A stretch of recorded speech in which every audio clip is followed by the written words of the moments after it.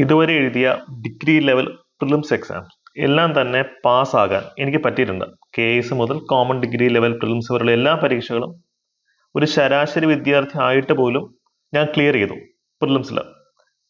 പക്ഷേ എൻ്റെ motivation level ശരാശരിയിലും കുറച്ച് കൂടുതലായിരുന്നു. പിന്നെ കൃത്യമായൊരു സ്റ്റഡി പ്ലാൻ ഫോളോ ചെയ്തിരുന്നു. അതുകൊണ്ട് തന്നെ എങ്ങനെയാണ് ഇനിയുള്ള ദിവസങ്ങൾ കൊണ്ട്, വളരെ ചുരുങ്ങിയ ദിവസങ്ങൾ നമ്മുടെ മുമ്പിലുള്ളൂ, ഈ ഒരു ചുരുങ്ങിയ സമയം കൊണ്ട് പ്രിലിംസ് പാസ്സാകാൻ പറ്റുക എന്നുള്ള പ്രാക്ടിക്കൽ ആയിട്ടുള്ള ഒരു തന്ത്രമാണ് നിങ്ങളിലേക്ക് ഞാൻ എത്തിക്കാൻ ശ്രമിക്കുന്നത്. ഞാൻ നേരത്തെ പറഞ്ഞതുപോലെ ഒരു ആവറേജ് ശരാശരി വിദ്യാർത്ഥിക്ക് ശരാശരിയിലും മുകളിലുള്ള മോട്ടിവേഷൻ ലെവൽ നിലനിർത്താൻ പറ്റിക്കഴിഞ്ഞാൽ, ഡിസിപ്ലിൻ നിലനിർത്താൻ പറ്റിക്കഴിഞ്ഞാൽ അയാൾക്ക് എന്ത് നേടിയെടുക്കാൻ പറ്റും? ഒരു ചിന്തയാണ് അന്നെൻ്റെ മൻഡിൽ കൂടെ പോയത്. അതായത് അടുത്തൊരു 2-3 മാസം കഷ്ടപ്പെട്ടിരുന്ന് പഠിക്കാൻ പറ്റിക്കഴിഞ്ഞാൽ എൻ്റെ ഇനിയുള്ള 20-30 വർഷം നമുക്ക് എന്ത് ചെയ്യാൻ പറ്റും, ബ്യൂട്ടിഫുൾ ആക്കാൻ പറ്റും എന്നുള്ളൊരു ചിന്ത മനസ്സിൽ വന്നു. നിങ്ങളുടെ മനസ്സിലും വേണ്ടത് ആ ഒരു ചിന്തയാണ്. സർവോപരി കോൺഫിഡൻസ്, നമുക്ക് നേടിയെടുക്കാൻ പറ്റും എന്നുള്ള കോൺഫിഡൻസ്. അതുകൊണ്ട് തന്നെയാണ് പല റാങ്ക് ലിസ്റ്റിലേക്ക് എത്താൻ എനിക്ക് സാധിച്ചത്. നിങ്ങൾക്കും അത് സാധിക്കും. ഓക്കെ, അപ്പോൾ നമുക്ക് നേരെ നമ്മുടെ വീഡിയോയിലേക്ക് കടക്കാം. പെയിൻ എടുത്തോട്ടെ. യെസ്. സോ നിങ്ങൾ മനസ്സിലാക്കുക, ഇന്ന് ഞാൻ നിങ്ങൾക്കൊരു 2 മാസത്തെ സ്റ്റഡി പ്ലാൻ തരും.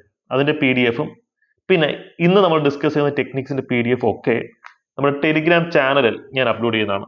ടെലിഗ്രാം ചാനലിന്റെ ലിങ്ക് ഞാൻ കമന്റ് സെക്ഷനിൽ പിൻ ചെയ്ത് വെച്ചിട്ടുണ്ട്.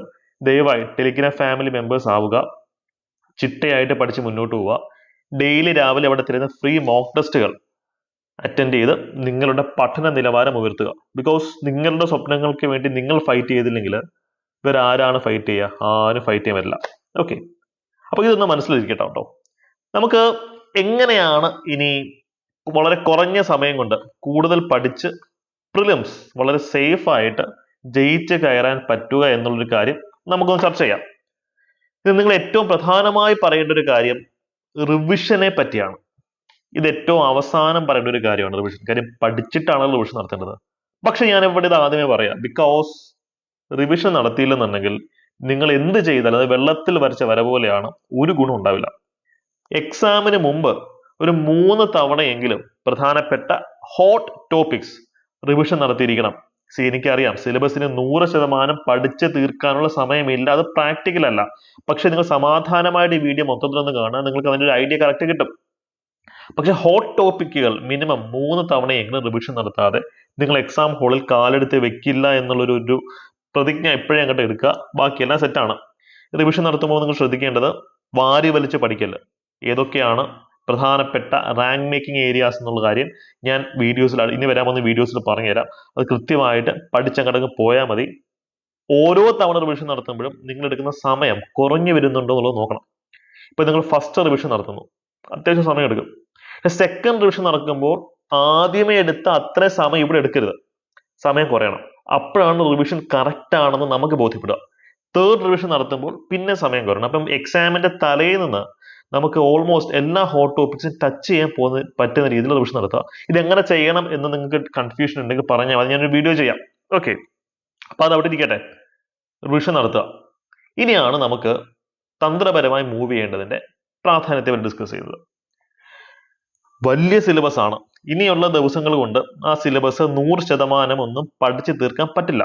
പക്ഷെ സിലബസ് 100% പഠിച്ചു തീർക്കുന്ന ആൾക്കാരല്ല റാങ്ക് ഹോൾഡേഴ്സ് ആവുന്നത്. സിലബസ് സ്മാർട്ടായി പഠിക്കുന്ന ആൾക്കാരാണ്.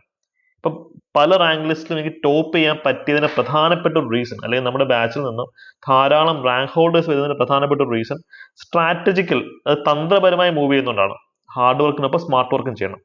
ഇവിടെ നിങ്ങൾ മനസ്സിലാക്കുക, നിങ്ങൾക്ക് അറിയാത്തൊരു ചോദ്യം വന്നാൽ പോലും പല ചോദ്യങ്ങളും നമുക്ക് ശാസ്ത്രീയമായി കറക്കി കുത്തി ഉത്തരത്തിലേക്ക് എത്താൻ പറ്റും. എന്റെ കൂടെ നിരുന്നേ, ഈ ചോദ്യം നോക്കിയേ. കഴിഞ്ഞ കമ്പനി ബോർഡ് അസിസ്റ്റന്റ് പരീക്ഷയിൽ ചോദിച്ചതാണ്. Which among the following departments acts as nodal agency for Pradhan Mantri Krishi Sinchai Yojana? പ്രധാനമന്ത്രിയുടെ കൃഷി സിഞ്ചായി യോജന നിയന്ത്രിക്കുന്ന ഡിപ്പാർട്ട്മെന്റ് ഏതാണെന്നാണ് ചോദ്യം. അപ്പൊ ചോദ്യത്തിലെ ഒരു കീവേഡ് നമ്മുടെ ഓപ്ഷൻസിനകത്ത് റിപ്പീറ്റ് ചെയ്ത് വന്നു കഴിഞ്ഞാൽ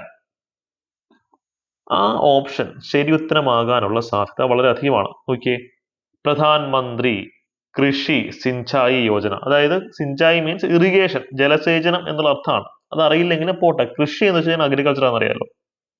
അപ്പൊ ഈ കൂട്ടത്തിൽ എവിടെയാണ് അഗ്രികൾച്ചർ വരുന്നത്, അല്ലെങ്കിൽ ഇറിഗേഷൻ വരുന്നത് എവിടെയാണ്? അഗ്രികൾച്ചർ എയിൽ വരുന്നുണ്ട് അല്ലേ, ഇറിഗേഷനെ പറ്റി വേറെ എവിടെയും കാണുന്നില്ല. അപ്പൊ അങ്ങനെ വരുമ്പോൾ നിങ്ങൾക്ക് ഇതിനെപ്പറ്റി കാര്യമായി അറിയില്ലെങ്കിൽ പോലും എന്താണ് ഇതാണ് ഇതിന്റെ ഉത്തരം എന്നുള്ളത് കോമൺ സെൻസ് ഉപയോഗിച്ച് എത്താൻ പറ്റും. അതാണ് ഓപ്ഷൻ എ ആണ് ഇതിന്റെ ഉത്തരം. നിങ്ങൾക്ക് ആ ഒരു മൈൻഡ് വർക്ക് ആവുന്നുണ്ടെന്ന് വിശ്വസിക്കുന്നു. നമുക്ക് മറ്റൊരു ചോദ്യം കൊണ്ട് ചെക്കൗട്ട് ചെയ്ത് നോക്കാം. ഇതെങ്ങനെ കറക്കി കുത്തി ഉത്തരത്തിലേക്ക് എത്താൻ പറ്റാ? അഡ്മിനിസ്ട്രേറ്റീവ് അഡ്ജൂഡിക്കേഷൻ. അയ്യോ, അഡ്ജൂഡിക്കേഷൻ എന്ത് തേങ്ങയാണ് എന്നൊക്കെ ആലോചിച്ചിരിക്കേണ്ട കാര്യമില്ല. നിങ്ങൾ സ്മാർട്ടായിട്ട് ആലോചിച്ച് നമുക്ക് അറിയാത്ത ചോദ്യങ്ങൾ ഇനിയാണെങ്കിലും വരും, വന്നു കഴിഞ്ഞാൽ നമുക്ക് അതിനെ സ്മാർട്ടായിട്ട് അപ്രോച്ച് ചെയ്യാൻ പറ്റും. Okay, administrative adjudication. ഈ കൂട്ടത്തില് ഈ ചോദ്യത്തിലെ കീവേഡുമായി ബന്ധമുള്ള ഓപ്ഷൻ ഏതാണ്? അഡ്മിനിസ്ട്രേഷൻ അല്ലേ, അഡ്മിനിസ്ട്രേറ്റീവ് വന്നു. അപ്പൊ അഡ്ജൂഡിക്കേഷന്റെ മീനിങ് എന്ന് വെച്ച് കഴിഞ്ഞാൽ അത് കോടതിയുമായി അല്ലെങ്കിൽ ഒരു കേസിന്റെ പരിഹാരവുമായി ബന്ധപ്പെട്ട ഒരു കാര്യമാണെന്നുള്ള ഏകദേശം ഐഡിയ ഉണ്ടെങ്കിൽ പോലും ട്രൈബ്യൂണൽ ഇതുമായിട്ട് കണക്ട് ചെയ്യാൻ പറ്റും. കണക്ട് ചെയ്യാൻ പറ്റിയില്ലെങ്കിൽ പോലും ഈ അഡ്മിനിസ്ട്രേറ്റീവ് അഡ്ജൂഡിക്കേഷൻ എന്ന വാക്കുമായി ഏറ്റവും ബന്ധമുള്ള കീവേഡ് ഉള്ള ഒരേ ഒരു ഓപ്ഷൻ സി അല്ലേ. അപ്പൊ സിയിലേക്ക് ഉത്തരത്തിലേക്ക് എത്താൻ പറ്റും. അപ്പൊ നിങ്ങൾ മനസ്സിലാക്കുക, നമുക്ക് ഇത്തരത്തിൽ അറിയാത്തൊരു 10 ചോദ്യം നമ്മൾ കറക്കി കുത്തുമ്പോൾ 7 എണ്ണം ശരിയാവും, 3 എണ്ണം തെറ്റും. സാരമില്ല, എന്നാലും അഗ്രിഗേറ്റ് 6 മാർക്ക് നമുക്ക് വീഴുവാണ്. ഈ 3 എണ്ണം തെറ്റുമല്ലോ എന്ന് കരുതി ഈ റിസ്ക് എടുക്കാതിരുന്നു കഴിഞ്ഞാൽ നിങ്ങൾ എപ്പോഴും അങ്ങനെ ഇരിക്കത്തേ ഉള്ളൂ, പരീക്ഷ പാസ്സാവത്തില്ല. നമ്മൾ റിസ്ക് എടുക്കണം. ലൈഫ് എന്ന് വെച്ചാൽ റിസ്ക് എടുത്തിട്ടുള്ള പരിപാടിയാണ്. അതുകൊണ്ടാണ് നിങ്ങൾ ഗവൺമെന്റ് എക്സാംസ് പ്രിപ്പയർ ചെയ്യാൻ വേണ്ടി വന്നത് അല്ലേ. വളരെ ഈസി ആയിട്ട് പ്രിപ്പയർ ചെയ്യാനായിരുന്നെങ്കിൽ നിങ്ങൾക്ക് മറ്റൊരു എക്സാംസ് നോക്കാൻ മതിയായിരുന്നു. റിസ്ക് എടുക്കാനുള്ള മെന്റാലിറ്റി നിങ്ങൾ ഡെവലപ്പ് ചെയ്യണം. ഇത് സേഫ് റിസ്ക് ആണ്, മനസ്സിലായല്ലോ. കാൽക്കുലേറ്റഡ് റിസ്ക് ആണ്, നമുക്കിത് എടുക്കാം, കുഴപ്പമില്ല.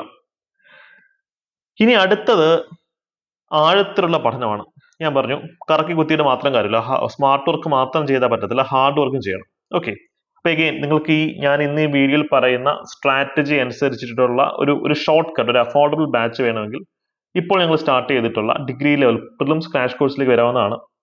അഡ്മിഷൻ എടുക്കുന്ന ആദ്യ 100 വിദ്യാർത്ഥികൾക്ക് 3000 രൂപയുടെ കോഴ്സ് ഏകദേശം 1999 രൂപയ്ക്ക് മാത്രം കിട്ടുന്നതാണ് കേട്ടോ. ഇതിനകത്ത് ഞാൻ ഇന്ന് ഈ വീഡിയോയിൽ പറയുന്ന കമ്പോണന്റുകൾ എല്ലാം തന്നെ ഇൻക്ലൂഡഡ് ആണ്. എക്സെപ്റ്റ് ഞാൻ ഈ വീഡിയോയിൽ നിങ്ങൾക്ക് ഒരു സ്റ്റഡി പ്ലാൻ ഷെയർ ചെയ്ത് തരുന്നുണ്ട്, 2 മാസത്തെ സ്റ്റഡി പ്ലാൻ.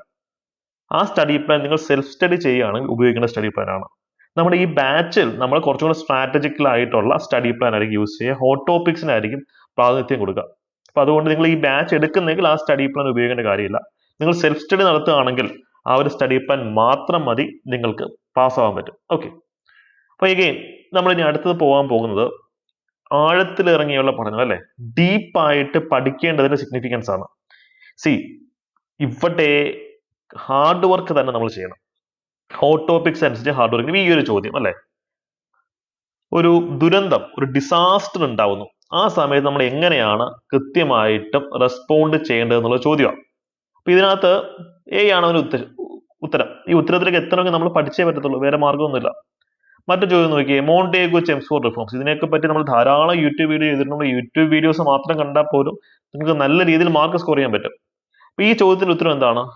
ബി ആണ്. ഈ ബി എന്ന ഉത്തരത്തിലേക്ക് എത്തണമെങ്കിൽ പഠിച്ചേ പറ്റുള്ളൂ. ഞാനത് നമ്മുടെ യൂട്യൂബ് ക്ലാസ്സിൽ ഞാൻ പറയുന്നത് മോണ്ടേഗോ ചെംസ്ഫോർഡ് റിഫോം 1919 ആണ് അല്ലെ. 19 എന്ന് പറയുന്ന സംഭവം 2 പ്രാവശ്യം വരുന്നുണ്ട്. അപ്പൊ അതിനകത്താണ് ഡയാർക്കി എന്നൊരു സംഭവം വരുന്നത്, അത് പറയുന്നുണ്ട്. അപ്പൊ അത് മനസ്സിലിരിക്കുക. അപ്പം ഹാർഡ് വർക്കിനൊപ്പം സ്മാർട്ട് വർക്ക് നിങ്ങൾക്ക് ഇംപ്ലിമെന്റ് ചെയ്യാൻ പറ്റിക്കഴിഞ്ഞാൽ വളരെ നല്ല രീതിയിൽ തന്നെ കാര്യങ്ങൾ മുന്നോട്ട് കൊണ്ടുപോകാൻ പറ്റും. അപ്പൊ ആഴത്തിലിറങ്ങി പഠിക്കുമ്പോൾ വാരി വലിച്ച് പഠിക്കരുത്, ഹോട്ട് ടോപ്പിക്സ് വെച്ച് പഠിക്കാനുള്ള സമയം നമ്മുടെ മുമ്പിൽ ഇനിയുള്ളൂ. അപ്പൊ ഹോട്ട് ടോപ്പിക്സ് ചെയ്തെന്നുള്ള വളരെ ഡീറ്റെയിൽഡ് ആയിട്ടുള്ള വീഡിയോ ഞാൻ ചെയ്തു തരാം. സർവോപരി ഇതിനൊരു പ്രോപ്പർ സ്റ്റഡി പ്ലാൻ വേണം. സ്റ്റഡി പ്ലാൻ 2 മാസം കൊണ്ട് പഠിച്ചു തീർക്കാൻ പറ്റുന്ന ഒരു സ്റ്റഡി പ്ലാൻ. അപ്പൊ അതാണ് ഈ ഒരു സ്റ്റഡി പ്ലാന്റെ PDF-നകത്ത് നമ്മൾ ഉദ്ദേശിക്കുന്നത്. ഈ PDF-ഉം ഞാൻ നമ്മുടെ ടെലിഗ്രാം ചാനൽ ഇടുന്നതാണ്. ഇപ്പൊ ഈ ഒരു വീഡിയോ നമുക്ക് എല്ലാം ചർച്ച ചെയ്യാനുള്ള സമയമില്ല. നിങ്ങൾക്ക് സ്റ്റഡി പ്ലാൻ കണ്ടു നോക്കാം. നിങ്ങൾക്കിത് വളരെ ഡീറ്റെയിൽഡ് ആയിട്ട് എങ്ങനെയാണ് സെൽഫ് സ്റ്റഡി നടത്തേണ്ടത് എന്നുള്ളൊരു ഒരു വീഡിയോ വേണമെങ്കിൽ പറഞ്ഞാൽ മതി. എങ്ങനെയാണെന്നുള്ള കാര്യം നമുക്ക് പറഞ്ഞുതരാം. കാരണം ഈ സ്റ്റഡി പ്ലാൻ വീക്ക്ലി റിവിഷൻ ഉൾപ്പെടുത്തുന്നുണ്ട്. പ്രധാനപ്പെട്ട ടോപ്പിക്കുകൾ ഏകദേശം സിലബസിന് 100% കവർ ചെയ്യുന്ന രീതിയിലാണ് നമ്മൾ സെറ്റ് ചെയ്തിട്ടുള്ളത്. എന്നാലും പക്കാ 100% കവർ ചെയ്യാൻ ശ്രമിച്ചു കഴിഞ്ഞാൽ പണി കിട്ടും. ഞാൻ ഓൾറെഡി പറഞ്ഞു, നമുക്ക് അതിനുള്ള സമയമില്ല, റിവിഷൻ നടത്തണം, പരീക്ഷ പാസ്സാവാൻ നമ്മൾ ശ്രമിക്കേണ്ടത്. പക്ഷേ ഇതിനകത്ത് ഓൾമോസ്റ്റ് എല്ലാ ടോപ്പിക്സും നമ്മൾ കവർ ചെയ്യുന്നുണ്ട് കേട്ടോ. ഏകദേശം ഒരു 60 days സ്റ്റഡി പ്ലാൻ വഴി നിങ്ങൾക്ക് സിലബസ് കവർ ചെയ്ത് കിട്ടും. എഗെയിൻ നമ്മുടെ ബാച്ചുകളിൽ ഈ സ്റ്റഡി പ്ലാനിൽ പല മാറ്റങ്ങളും വരുത്തിയാണ് നമ്മൾ ഉപയോഗിക്കുന്നത്. അവിടെ ഡിഫറെന്റ് ആയിട്ടുള്ള കുറച്ചും കൂടെ നമ്മുടെ ബാച്ചുമായിട്ട് ചേർന്ന് നിൽക്കുന്ന രീതിയിലുള്ള സ്റ്റഡി പ്ലാൻ ആയിരിക്കും അവിടെ ഉപയോഗിക്കാം. ഓക്കെ, അപ്പൊ ഇതാണ് ഈ ഒരു കാര്യം നമുക്ക് പറയാനുള്ളത്.